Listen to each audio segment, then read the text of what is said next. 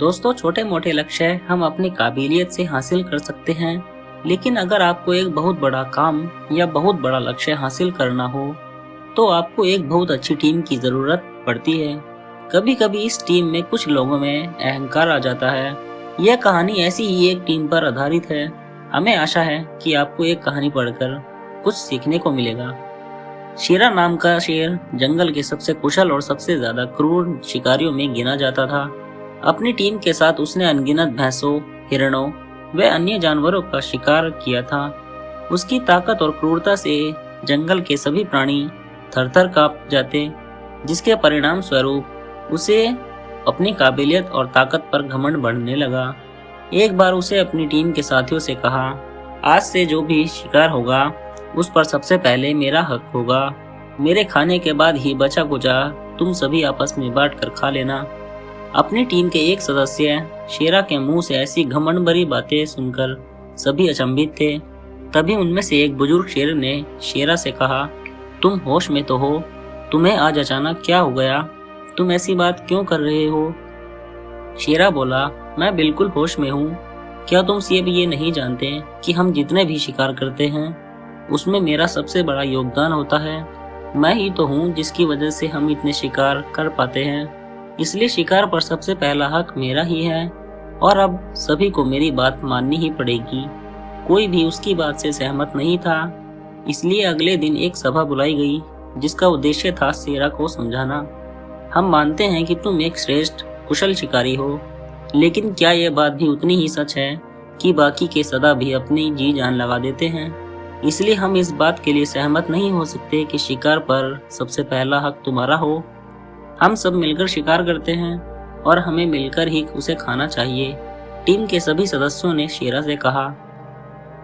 शेरा इस बात को सुन गुस्से से अपने ही घमंड में चूर होकर बोला, तुम सबकी मति मारी गई है जो मेरी बात को मानने से इनकार कर रहे हो। अगर ऐसी ही बात है तो आज से मैं अकेले ही शिकार करूंगा और तुम सब मिलकर खुद अपने लिए शिकार करना। जब भूखे मरोगे तब मेरे पास गिड़गिड़ाते हुए मत आना। और ऐसा कहते हुए घमंडी शेरा सभा को छोड़कर चला गया। कुछ ही समय बाद जब शेरा को जोरों की भूख लगी तो वह शिकार करने गया। वो भैंसों के एक झुंड की तरफ दहाड़ते हुए बढ़ा, पर वो देखकर हैरान रह गया कि जो भैंसें उसे देखकर ही कांपने लगती थी आज उसके आने पर जरा भी नहीं घबराए, उल्टे एकजुट होकर उसी का मार कर दूर खदेड़ दिया। भैंसों से पिटने के बाद उसने इतने सोचा, चलो कोई बात नहीं, मैं हिरणों का शिकार कर लेता हूँ। और वह हिरणों की तरफ बढ़ा, पर अकेले वो कहाँ तक इन फुर्तीले हिरणों को घेर पाता। हिरण भी उसके हाथ नहीं आई।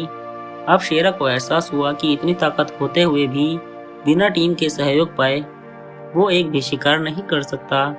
उसे पछतावा होने लगा। अब वह टीम वर्क की महत्व अच्छे से समझ चुका था। वह निराश बाकी शेरों के पास पहुंचा और अपने इस व्यवहार के लिए क्षमा मांग ली। और एक बार फिर जंगल उसके यानी कि उसकी टीम के खौफ से कांपने लगा। कहानी की सीख, चाहे हम स्पोर्ट्स में हो या कॉर्पोरेट वर्ल्ड में काम करते हो या कोई बिजनेस करते हो या किसी भी क्षेत्र में सफलता पाना चाहते हैं, तो हमें एक अच्छी टीम का साथ चाहिए।